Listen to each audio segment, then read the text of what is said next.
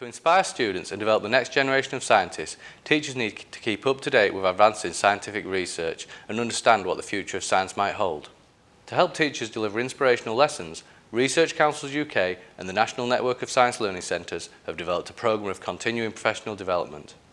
The programme puts researchers in front of teachers to help them bring cutting-edge science into the classroom.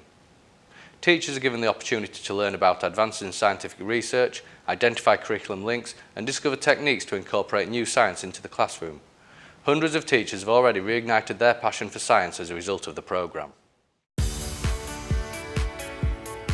One of the good things with being teaching is that you never stop learning.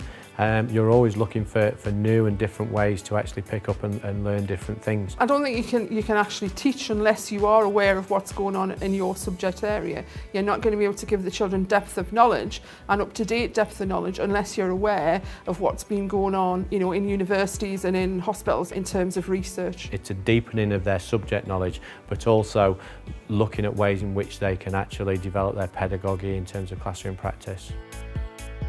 I'd say it was a great opportunity to expand understanding of application of science, especially in order to get children involved and think of more practical applications for the classroom. And if you can bring them closer to what's going on in the external world, then you're going to make that stick for them.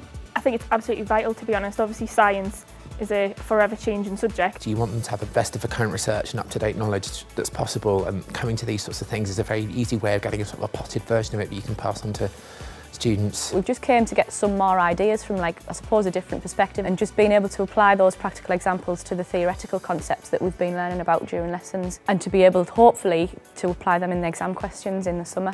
I'm a researcher in pharmacy at the university, and my special area is development of cancer drugs and treatment of cancer. I think the best bit was showing how cells get through the cell cycle. So we did a workshop where we had 7 of us pretending to be cells and parts of the cell cycle. Dynamic interactive learning and peer-led learning is really, really important. We kept the range of sporting experiences through things like ice dance, through to gymnastics, through to swimming, through to traditional sports such as football and rugby and athletics. So you can show them sports that use these things and then they can apply it to their own lives.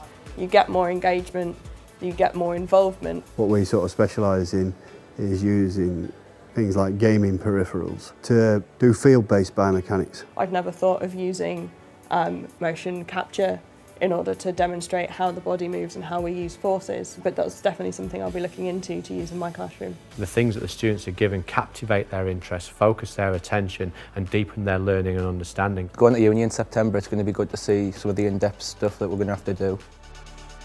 You've got people from all sorts of different backgrounds and different interests, and when you sit together you can quite often bounce ideas around. Me, I'm fresh out of university, so it's useful to get different people's perspectives. There was lots of smiley faces, which is a good thing, and lots of good dialogue going on. We learned a lot from it, and hopefully the participants learned a lot from it. I've certainly picked some things up, and I've had some misconceptions of my own adjusted and changed. The fact that they can do peer or collaboratively led learning where they're sharing good practice is really, really important now if we're to drive teaching standards forward. And then the benefits are just indescribable. I'll come back to the notes I've made today on stuff for the next 20 years.